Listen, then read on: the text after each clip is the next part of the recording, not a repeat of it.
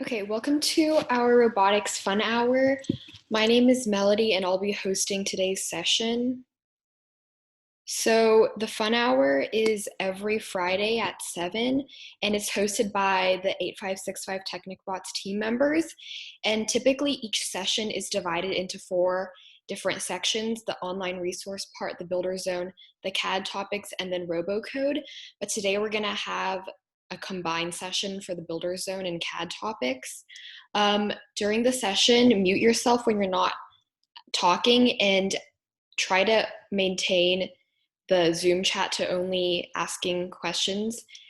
And yeah, and then if you have any questions, you can email us at technicbots.team@gmail.com.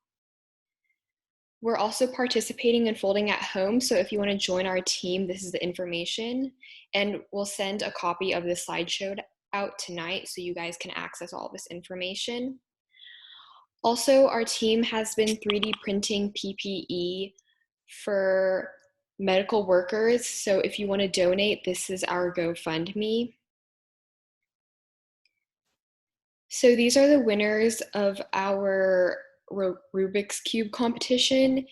We already mailed these 3D printed gears to Ethan, Andrew, and William, but Alex, Hank, Luke, Lewin, Brian, and Alex need to email us your address so we can send this to you. You can email us at technicbots.team@gmail.com.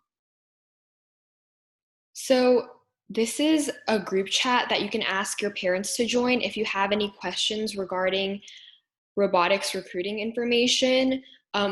We're going to start the 2020 to 2021 season recruiting process soon. So if your parents want to join, this is the link. And the QR code is going to expire on May 27th. So if they want to join, they need to join before then. Okay, so we're going to start on the online resource. So this week's online resource is Code Wars. You can sign up for a free account, and it's basically a Japanese martial arts themed coding website, and there's challenges and you can rank up, and there's a bunch of different programming languages that you can use, and there's different levels to choose from as well. So I'm going to demo to you guys what one of the exercises kind of looks like. So this is what one of the exercises looks like, and over here is where you code, and as you can see, this is where you insert your code. So I already did this, so I'm just going to copy paste it in. So this is basically searching through to find the vowels, and it's going to add 1 to vowels count if there's a vowel, and it will add 0, which is like nothing. And then you can press submit once you're done.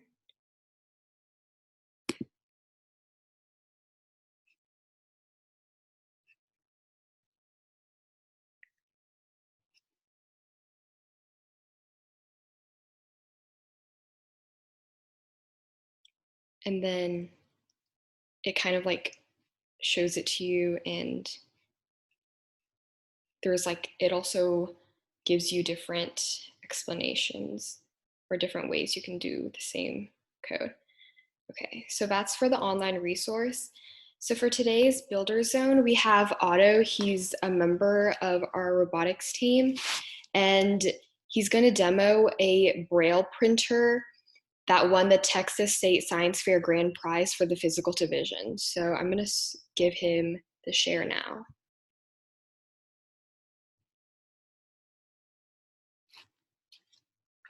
So if Otto wants, he can share the screen now.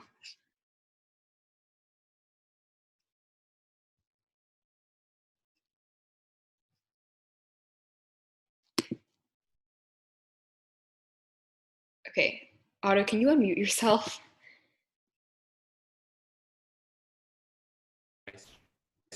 All right. Can everyone hear me now? Yes. Okay, great. So like Melody said, my name is Otto Beal. I'll be demonstrating and going over my 2018 science project, which was, all right. It says host disabled participant screen sharing.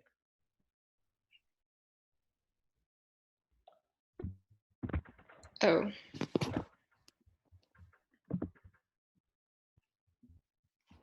Should be enabled for you now.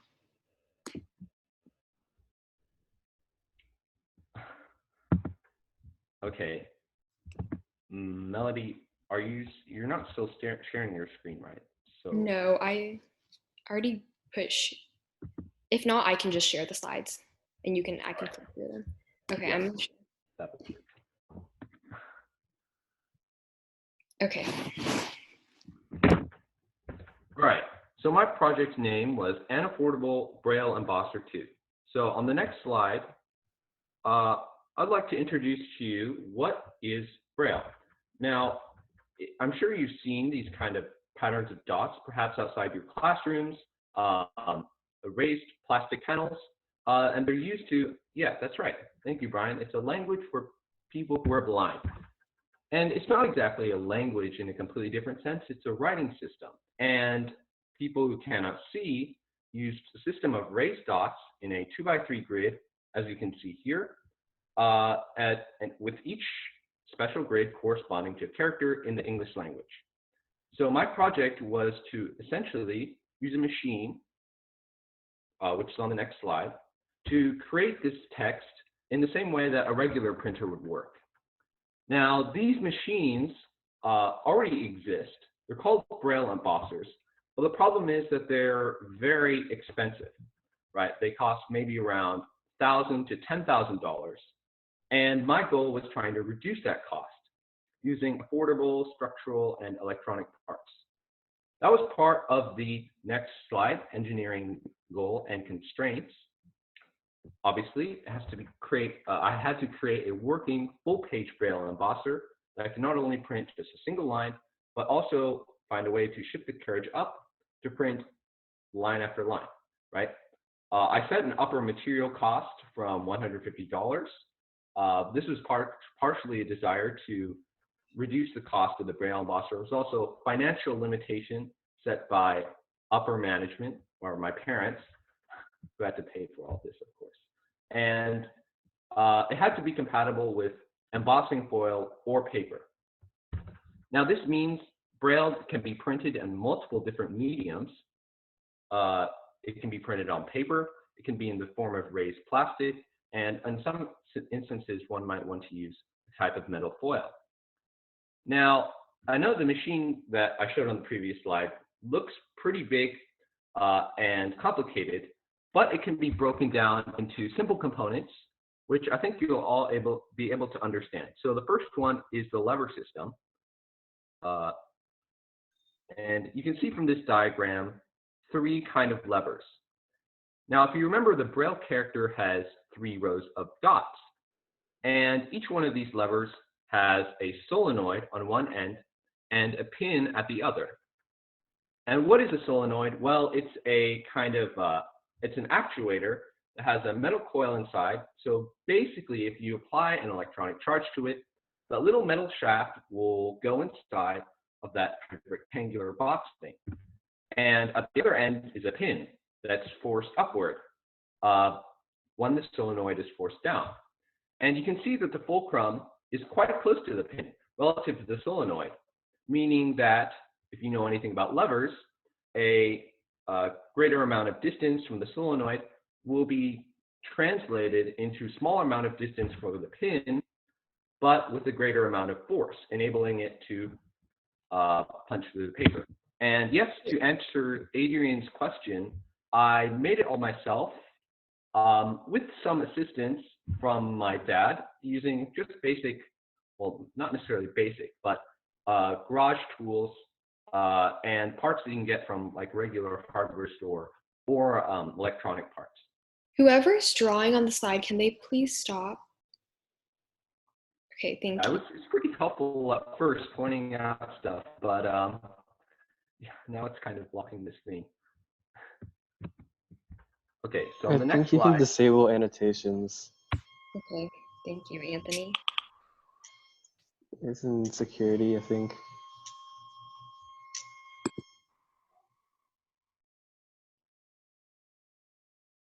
Okay, you can continue, Otto. All right.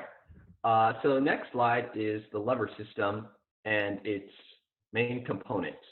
So like I mentioned earlier, It's solenoids. Makes use of aluminum, steel, and the pins are made of welding rods. This entire system is basically underneath the main surface of the printer. So the pins are being forced upward into the paper to create little indentations. The three solenoids, if you notice, are all integrated into a single system, and all the levers basically move in almost the same plane. So there's a very consistent spacing between each of the dots in a single column. So when the solenoid is actuated, the pin is forced up, and each pin is spaced 2.5 millimeters apart in a single line. And the pins are moved horizontally to the slot. Obviously, if I just have 3 pins moving up, they can only create indentations in 3 places. So the next subsystem, which is the printhead slide on the next panel, is the thing that essentially moves the entire lever system back and forth to print full lines of text.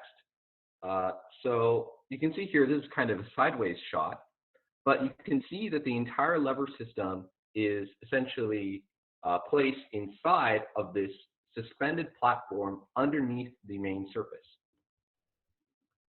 So next slide. It slides on that. It's very important that it is able to move smoothly, and that is accomplished with the addition of aluminum L brackets and a plexiglass surface that slides easily back and forth.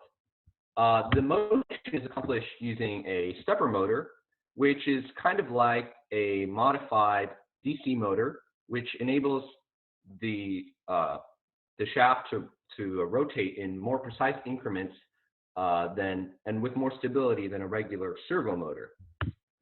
It's in the x-axis of the page, meaning that it's the thing that creates every single line, and it's driven by a rack and pinion gear system. So if you see on the next slide, the X drive, you can see the stepper motor gear, and then you can see this black.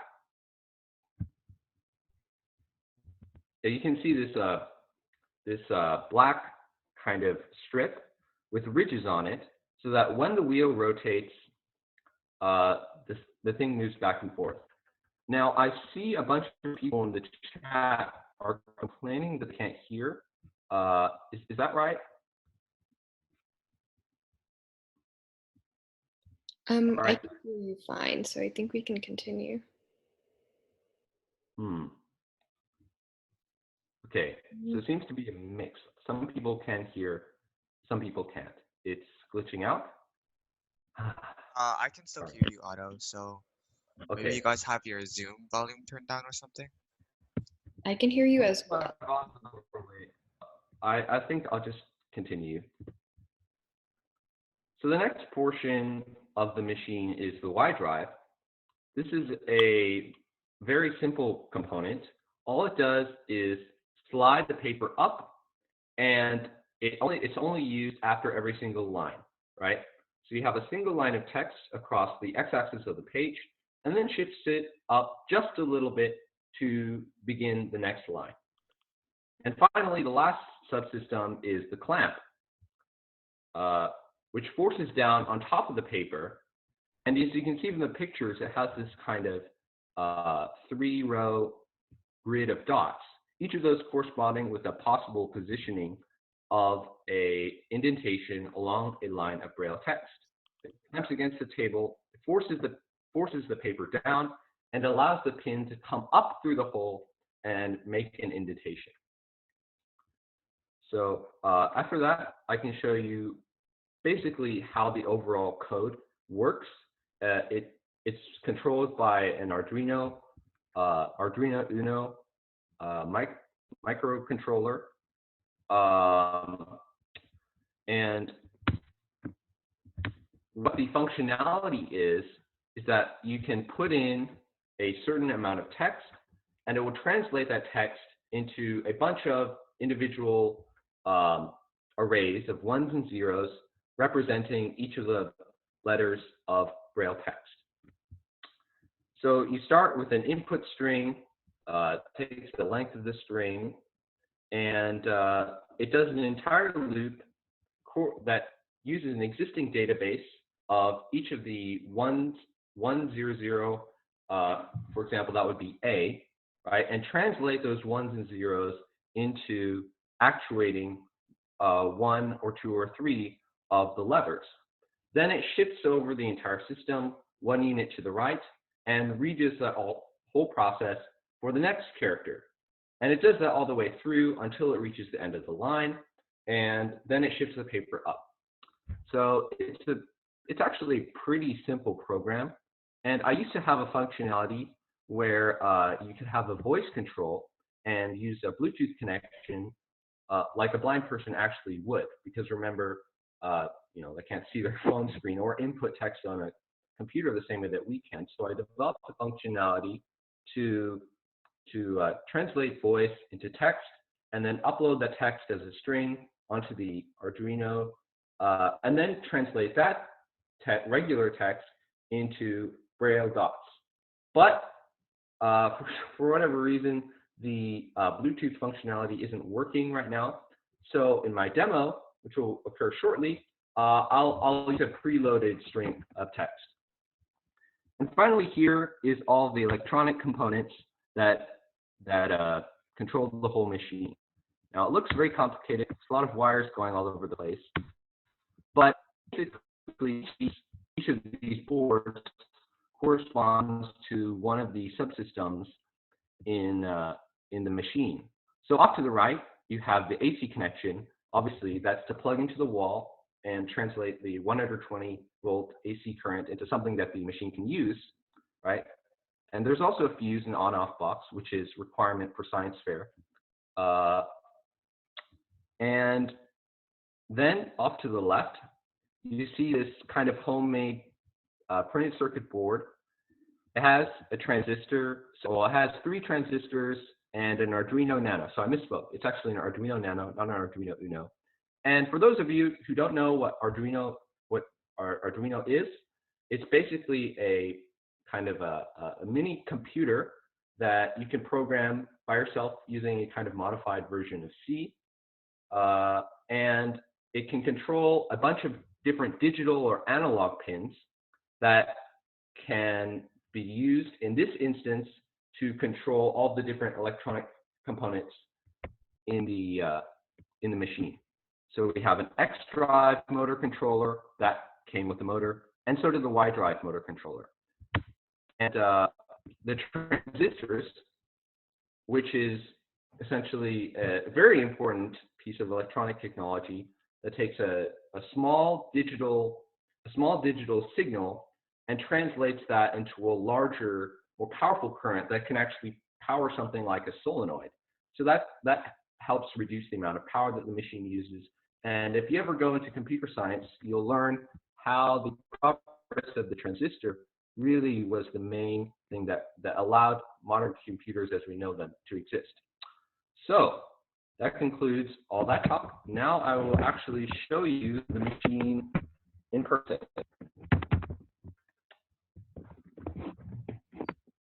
All right, so here it is. It's on my desk. It's kind of messy. Sorry about that. But if I turn it on over here and I load in a piece of paper,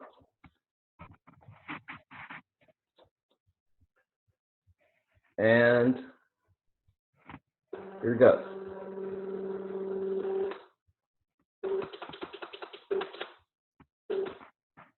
So you hear that sound. I know it's kind of noisy, but what that's doing is making repeated indentations into the paper and forcing up through the paper into the clamp.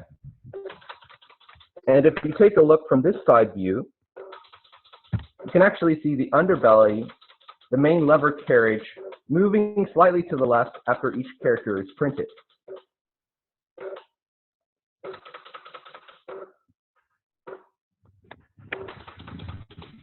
So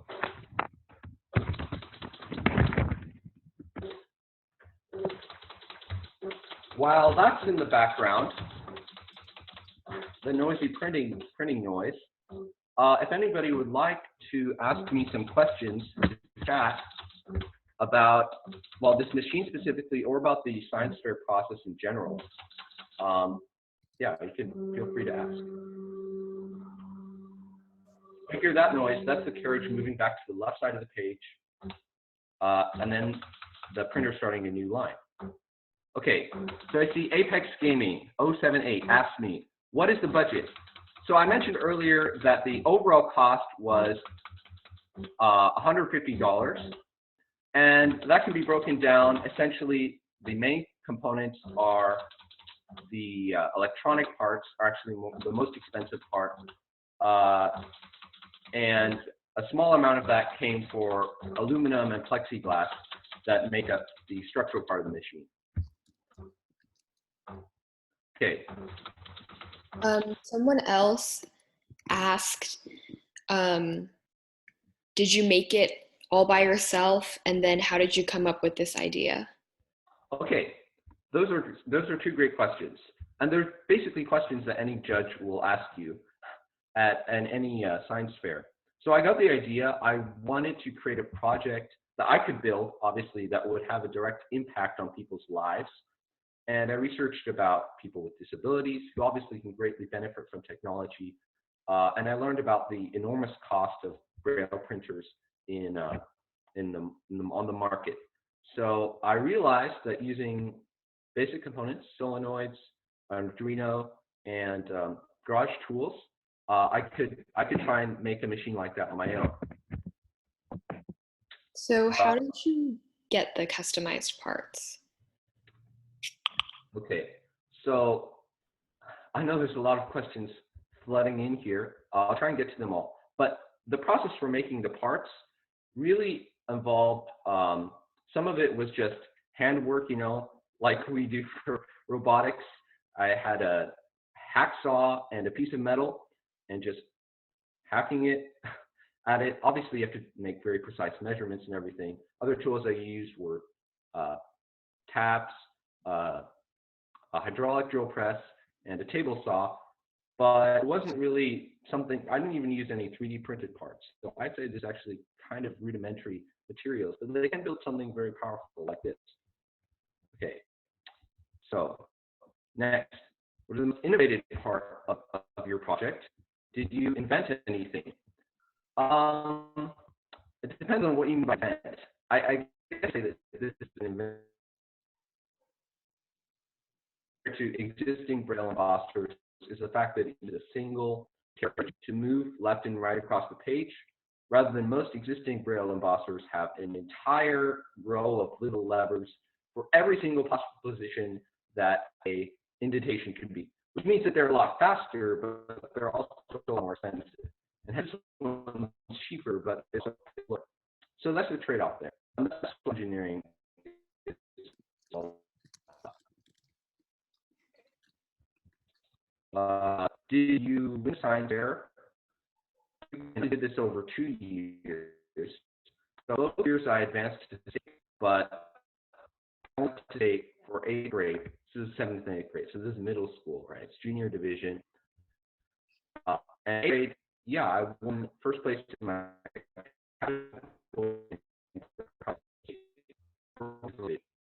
okay. Oh, yeah. The printer's done. So let me get the final output. Now my turnaround for better lighting. I don't know if you can see that very well, but you can see the indentations, and I think this is like a line from the Gettysburg Address. But yeah, you can print whatever you want just by inputting text or using your voice, or at least you used to. Okay, more questions. Someone is asking, does it ever jam or overheat? Yeah, well, it sometimes jams. Overheating hasn't been a problem since I'm using basically a lot of low power components. But what can you do? It's a homemade machine, and it's generally pretty reliable. I could demonstrate it to all the judges, and it didn't really ever malfunction. Although it has sometimes at home, but I can fix it. Okay, and then we're going to do one last question before we move on to Robocode. So how long did it take you to make the machine? Okay, so this individual machine was the product of 2 months, I'd say, of work. But the engineering process is a result of many iterations of design. So obviously, as you can imagine, I did not just sit down and design this entire machine just with pencil and paper and then decide to make it. I had to start with a very crude design at the very beginning that was just in 7th grade. Like I had to clamp down, then press a button, and then it'd make a little character, and then I shift it over with my hand. And through successive iterations, starting from 7th grade all the way through 8th grade, for every new fair, I made a bit of improvement. I added a mechanized X drive, mechanized Y drive, and mechanized clamp, and also voice control at one point. And through those successive iterations, that's where it got to today, right? So if you're planning on doing an engineering project, I know there's a lot of really great things out there. It might be a little intimidating to start, but any start is a good start, because if you have an idea, you can start with a very simple design and then over time find ways to improve it until you have a very substantial product that you can present to the judges and that you can take pride in. So yeah, I think that's a nice note to end this Q&A session. I guess we can move on back to Melody. Thank you. Okay, so now we're going to move on to Robocode. And as we move on to Robocode, can we really try to keep the chat to just questions that has to do with what we're talking about? So make sure you're only talking in chat if you're asking questions. So now Byron's going to start on Robocode. Okay. Ow. Hey everybody, welcome to Robocode. We don't have a bunch of time, so I'm not going to be step by step going over the code, but I will be going over today's lesson for real quick, and then we'll move on to the tournament. Okay. So today, today we'll be doing bullet dodging. Yeah, we'll be learning how to do a simple bullet dodger. And the bot we're going to finish up with today isn't going to dodge the best, but it is going to track the energy, and it's going to be able to effectively track when an enemy robot fires a bullet. And then you can use that information to dodge. So the first thing we have to do is make a new robot that has the same lock-on radar that, if you remember, we wrote last session. So over here is the lock-on radar. If you missed that session, we have our videos on our YouTube channel, and you can ask us after the session for the old slides if you need it. Anyways, we have our infinite lock radar that's basically going to find the first find the first enemy robot that it scans with its radar, and then just keep locking onto the robot and keep the radar on its robot. And what we want to do is we want to continually scan it to see when its energy drops. And when its energy drops, because you need energy to fire bullets. Can you please stop running my screen, whoever's doing that? When its energy drops, then that's when you know that the robot fired a bullet. And that's when, okay. Yeah, that's when you know the robot fired a bullet, and that's when you can try to dodge. So what you want to do first is copy over your lock-on radar, and then try to have it print out the scanned robot's energy with e.getEnergy. If you remember from a few sessions back, our events lesson, you can use e.getEnergy to get the energy of the scanned robot. After that, what you want to do is create a variable called lastEnergy.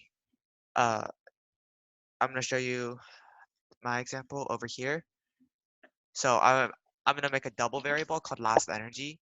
Double is basically a decimal.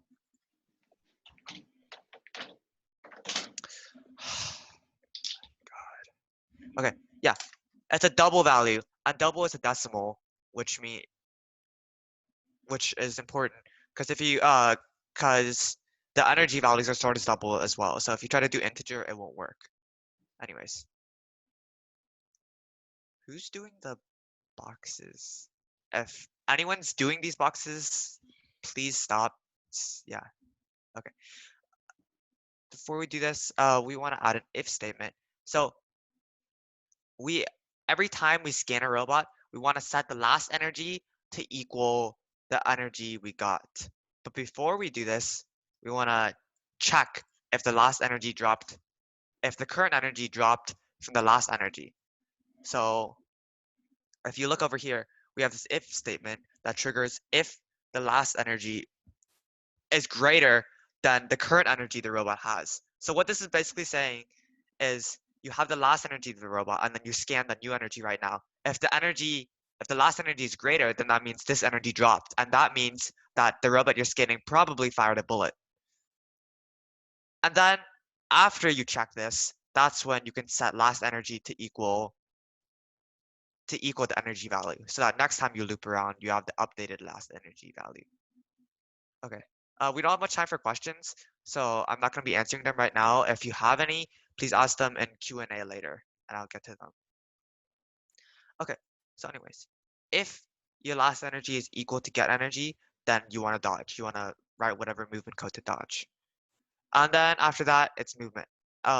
Movement. Inside the if statement, we just make yourself turn left and right or move forward and backwards.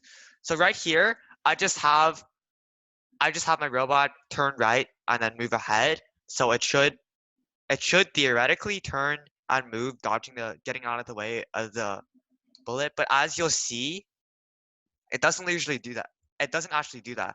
And that's because you're always turning right. You're always turning this right, and you're not worrying about the bearing of the enemy robot at all.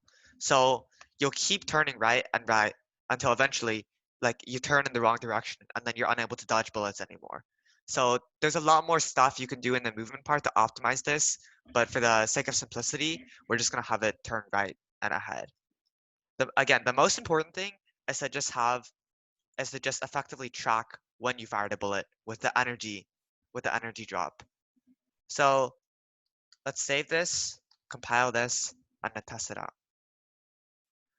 Also, another thing you'll notice is that I'm console printing this message dodge whenever you detect an energy drop. So although console doesn't do anything in actual battles, it's really nice for debugging because you can see when things are happening in your code, as long as you remember to add these console statements. Okay, so let's test it out. You can see that we already have, let's make a new, let's add dodgebot, and let's add just a my first robot. And let's start the battle. Okay, so you can see right now it's locked on, and every time it's firing a bullet, dodgebot is going to move. Now, obviously, because it's only turning right and moving, it's not going to dodge every bullet, but it's dodging most of them. And you can see that every time my first robot fires a bullet, if you look on the console, it's going to print out this dodge thing. So we can see that it is being effective in tracking the bullet drops. So later on, what you can do is set variables. Okay, now it's stuck in the wall. Yeah. Anyways, what you can do to improve on this skeleton, can whoever's writing on the screen please stop? If there's any way to disable that melody, can you do that? I think I already Anyways, disabled it, but they're still writing on my screen. Anyways, whatever. Anyways, so this is the really important part, and you can just keep building on the skeleton to dodge more and more effectively. Again, the most important thing is tracking when the energy drops, so you know when a bullet is fired. Okay, yeah, improving. Some that can fire better than this one, dodging bullets. Yeah, and then one last thing I like to add is that this only tries to dodge bullets of the robot it's scanning, which, if you know from our tournaments are have 4 robots and they're all fighting each other. So you're only going to be dodging bullets from one robot. So again, there's a lot of room to improve. And these links to the RoboWiki are going to be really helpful for that. Anyways, yeah, robot challenge. So yeah, robot challenge. We want to create a new robot, a new radar that spins around. Basically, you want to create the same thing, the same dodge bot, except you want to make your robot dodge every single time for all 4 robots. For all 4 robots to simulate like a tournament environment. So you could try that if you want. And yeah, a quick little note. This was on here this a few sessions ago, so I'm not going to talk about it too much. But TLDR, if you win, you're expected to share thoughts about your code because it helps everybody learn. So just be prepared to talk about your robot. Also, for this session, real quick, if we have the same winner 2 times in a row from now on, we're just gonna move on to the second place because we want everybody to talk about the robot a bit. So I know Nathan's been winning like 2 weeks in a row. So if Nathan wins again, then we're gonna have the second place winner speak up, just so everybody has a chance to share some thoughts about their own robot. Anyways, enough distractions. It's time to move on to the tournament. So here's a bracket. We have a bit of a situation this time.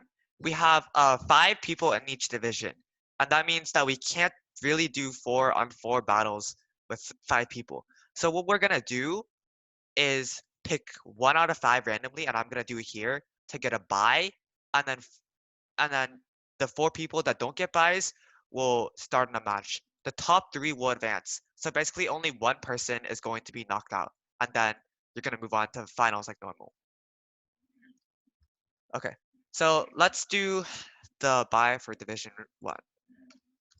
Random number 1. Okay, so random number, you can see I made a completely random number. It's gonna be 3. So in division 1, Sting is gonna get a buy and move directly on, and then we're gonna have our first match between my bot, Bob Minion, Mystical Doge, and Mojo Jojo. Let's get started. My bot, Mystical Doge, Mojo Jojo, Bob. And we're gonna set it to 1 round for the qualifiers. Let's start. Also, there's still writing on the screen for like the Byron, final time. Yeah? I think you need to disable it because I can't because you're sharing. Oh, really? Yeah. So if you click on How do you new share? security and then I don't see a security. Annotate. Clear. I can clear them, but I don't think I can go stop. to more on the top tab.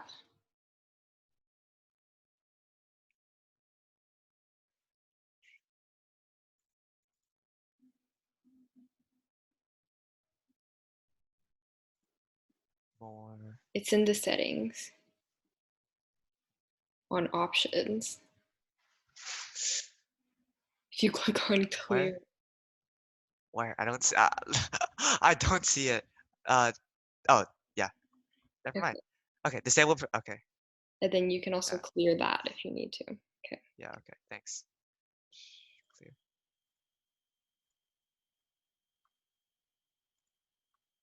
All right. Finally. Okay. Let's start the first round.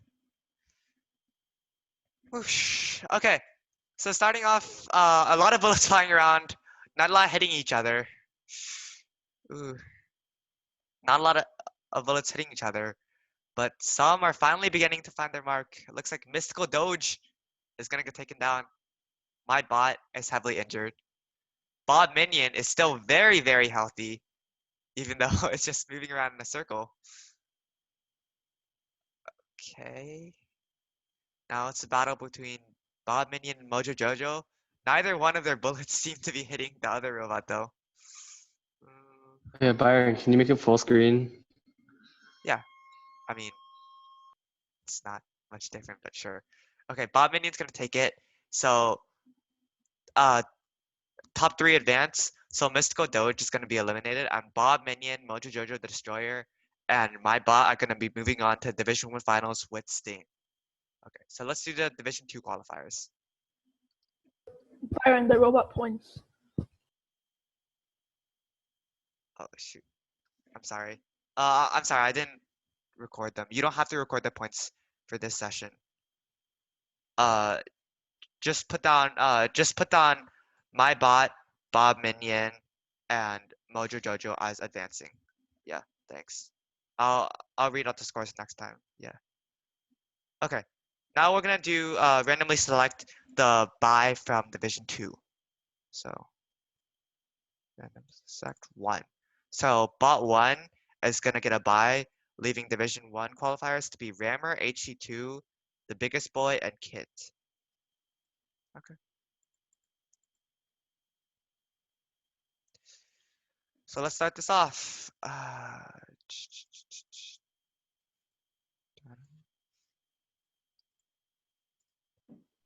Okay. Start. A lot of flashing colors going on. Looks like the biggest boy has set his robot to become scroll up, and Rammer gets eliminated instantly. That's our 2-time champion right there, and it's the first one to be taken down. Now, this is robots. It's just 3 robots left, and something interesting. Because all the Division 2 robots have colors, it's a lot harder to see the bullets traveling around. But we can see that a lot of bullets are being fired. The biggest boy goes down, leaving the winner to be HC2. And the Division 2 scores are HC2 with 309, the biggest boy with 221, Rammer with 90, and Kit with 83. So even though Rammer was taken first, it still racked up enough points from doing damage to outscore Kit, which means Kit is going to be eliminated, and HC2, the biggest boy, and Rammer are going to go to finals.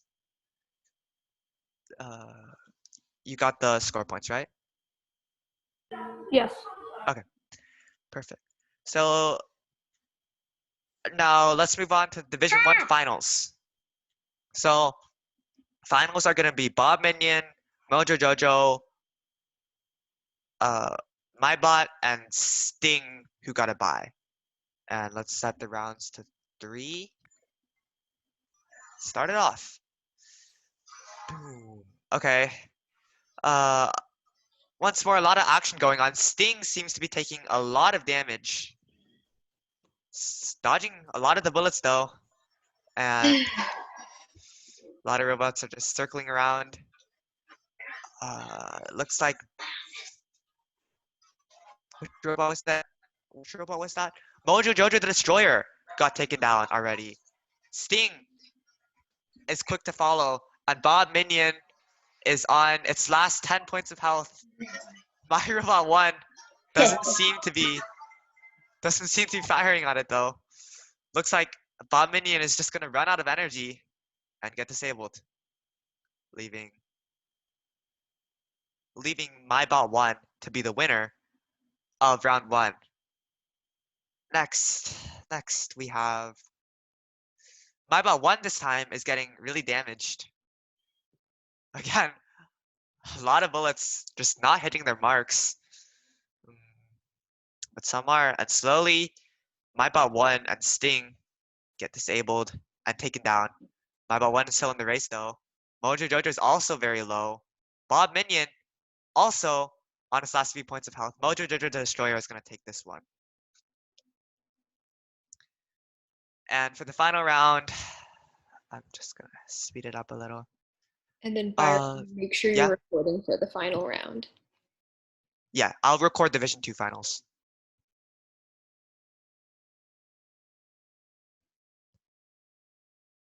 A lot of bullets. And Sting gets taken out. Mojo Jojo Destroyer looks very low as well. So does Bob Minion. And Mojo Jojo Destroyer runs out of energy and gets disabled. Just one clean shot is going to take it down. But A lot of robots are frozen. And now it's just up to my robot 1. And the inactivity timer takes them down. So the scores for Division 1 finals are going to be my bot with 663 points in first place. They're going to be the winners. Bob Minion with 458 points. Mojo Jojo the Destroyer with 342 points. And Sting with 179 points. All right. And we're going to move on to Division 2. And we're going to start recording. Okay. So Division 2 qualifiers are going to be, Division 2 finals are going to be Bot 1, Rammer, HC2, and the biggest boy. So let's start things off. This should be interesting.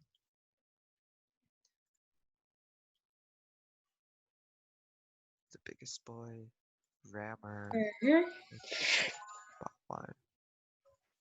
3 rounds. Let's start things off. Yep.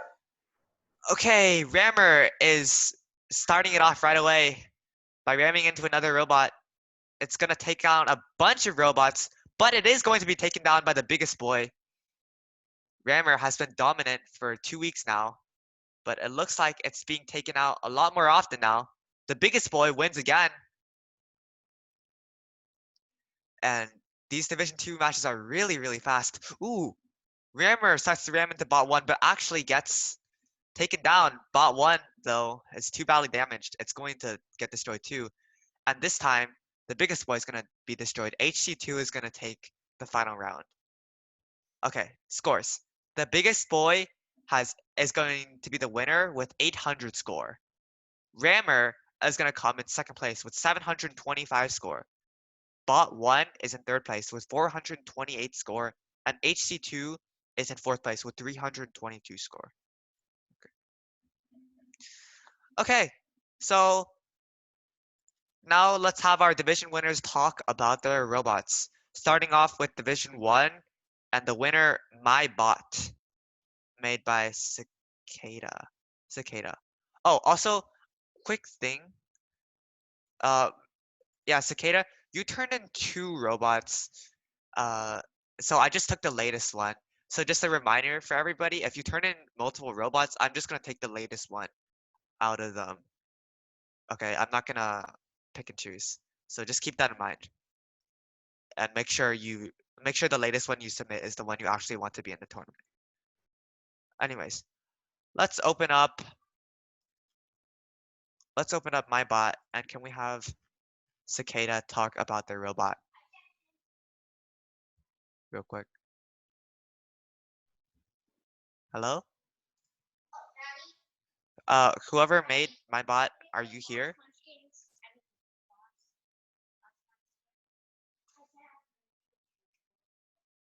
Okay, if Cicada isn't here, I guess we can move on to the next one. Michelle already talked, though. Selena, are you here? The maker of Mojo Jojo the Destroyer, are you here? No? Andrew, are you here? The maker of Sting?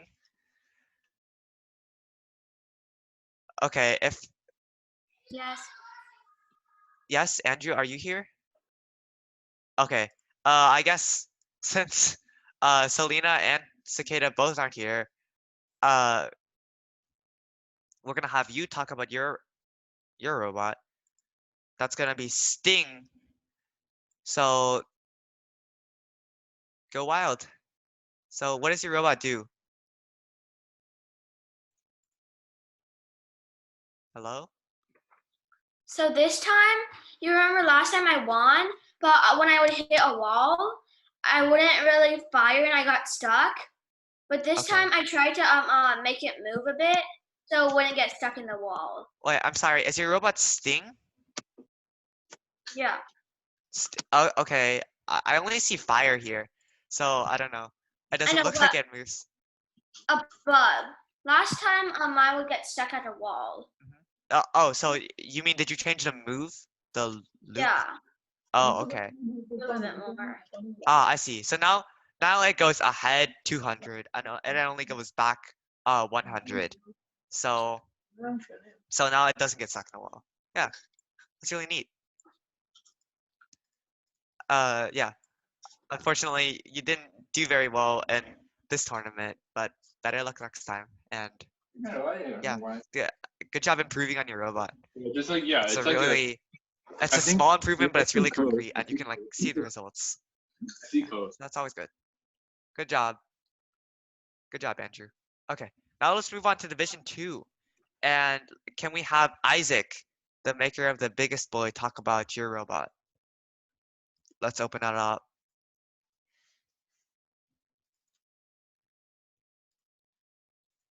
Isaac, are you here? Yeah. Yeah. Can you talk about your robot real quick? That's a lot of So stuff. I wanted to counter Nathan's robot. So I came up with a strategy to target his robot first.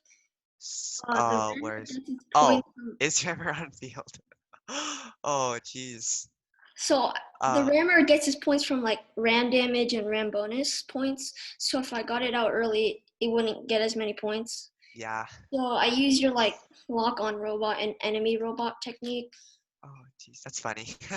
My So robot was, the reason Rammer kept getting destroyed is because it's getting targeted. Oh, that's interesting. So how do you find which robot is Rammer? so like it like scans the surrounding robots and it like scans like each robot and it gets like information. Rammer. Okay, yeah, here. So if the target name contains Rammer, then it makes Rammer it turns Rammer it starts to target Rammer by turning this variable on. Oh geez. I mean, that is a strategy. If you have a robot that's really troubling you, you can always specifically target it. I wonder what you would have done if Nathan renamed this robot though. Anyways, anything else you want to talk about your robot? Well, I would say parallel to the enemy robot. Where is that? Run. Do you know where that is? Shift, get zigzag, turn. There's a lot of stuff. Okay, just real quick, can you talk about this, your target map thing? Yeah, it's Can you like explain what it does? it's kind of like a Python dictionary. Okay, so what does it accomplish? Yeah, because It I read just about, stores information. yeah. I read about target map in the RoboWiki. Yeah, so a hash map like this is really, really useful because you can use it to store enemies like I believe you're doing, Isaac. So you can store all the data about all the enemies you scan, and then that's how, like for our challenge over here, you can detect when any robot drops. 'Cause you have a big hash map with all the data of all the enemies in it. So if you want to learn more about that, you can just search up hash map for Java or read some RoboWiki articles. Yeah, that's really useful.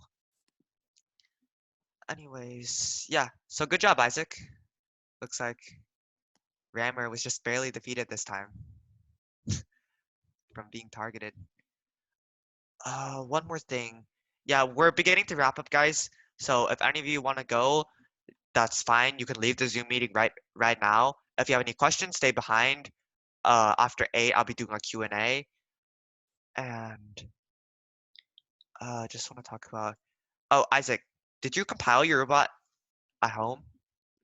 Yeah. Did it work? Yeah. That's really interesting. So I wanted to talk about this because when I compiled your robot on my computer, it did not work at first. I had to change stuff, and this is how I fixed it. So when I compiled your thing, it showed up a bunch of errors that said source level 1.5 or greater is needed to do something something something, and apparently this Java isn't the Robocode Java isn't set to do this. So if any of you are having have this error Here, I'll show you what it looks like. Preferences.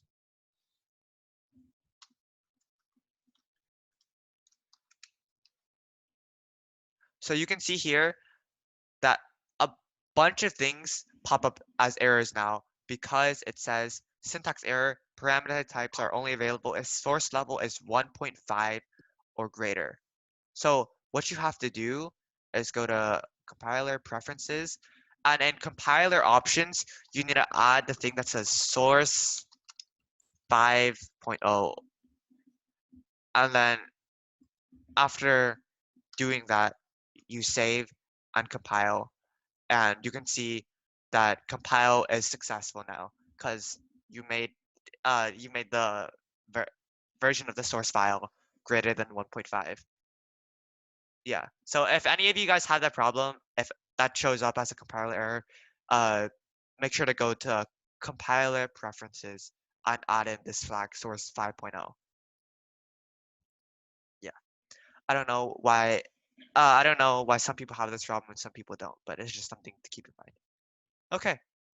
So we're done with the main Robocode session for now. If anyone has any questions, please just type them in the chat right now, and I'll answer them. One of my team members, William, had the same error. Yeah. The solution should be to just change the source in the compiler. Coach Drew. Is there any? Oh, how do you make a robot or tank? So we went over this in our earlier sessions. So let me share my screen.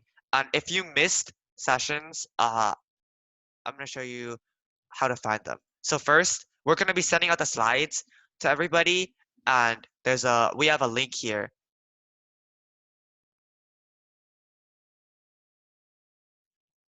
Yeah, we're gonna send out these slides, and there's a link here that should have all the past slides and the recordings of all the past sessions. So if you missed those, this is all the information you need to know. Yeah, just skip to the Robocode session around here.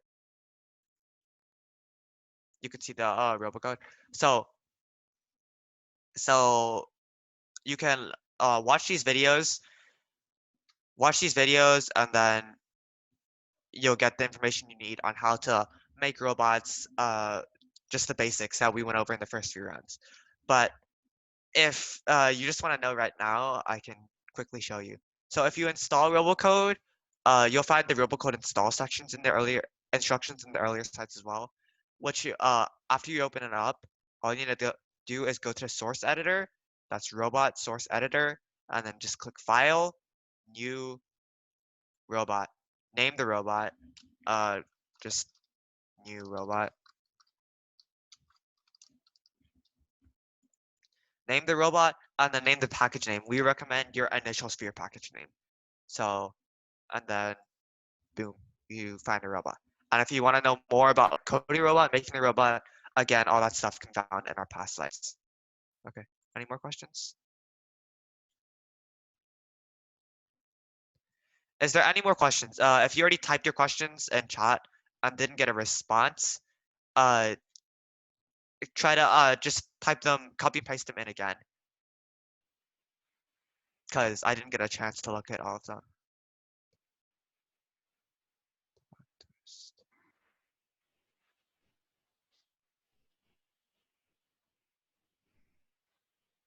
And for those of you that are new and need help setting up, like Byron said before, I'll send out an email tonight with the links to everything. Yeah. So Adrian said, can we have 1v1 rounds? I mean, it's possible in Robocode, but the thing is, as I explained before, Robocode battles like drastically vary from depending on the number of robots, like 1v1, 1v1v1, like 4 robots, 3 robots. They're all really, really different, and you usually have to code your robot differently for each type. So in order to avoid confusion and to speed up the process, we want to do 4 robot free-for-alls as much as possible. And just to keep it consistent, we always try to make our matches for 4 robots. Yeah. So we could do 1v1s, but that would take too much time, and a lot of people already designed their robots for 4v4. I hate quarantine. Yeah, me too, bro.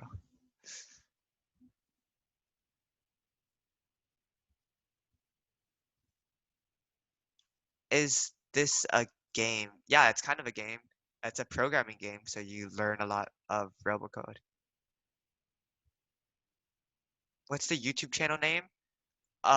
It should be just 856 of TechnicBots, right? Right, Melody? Yes, if you just type in 8565 TechnicBots, it should be the first one. Okay, let's see. 8565 TechnicBots. Yeah, here it is. So just search it up, 8565 TechnicBots, TechnicBots 8565, and you'll find our videos. All right, any other questions?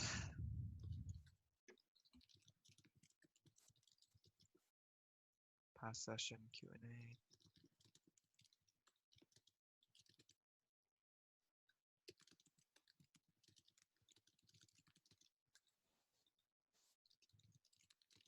Okay, it doesn't look like there's any questions. So, Melody, do you have anything else to say?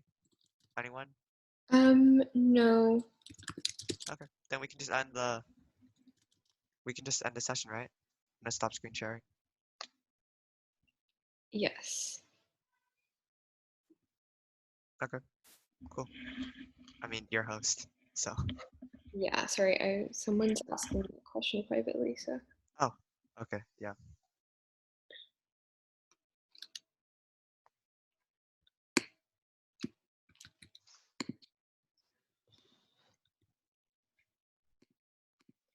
Okay, thank you guys. Yeah. Thank you, everybody. Is this thing over? Yeah. To keep in mind in the future, if you don't have any questions, you can leave right after 8. We just usually keep it open for a bit for Q&A after 8. But it is over, yeah.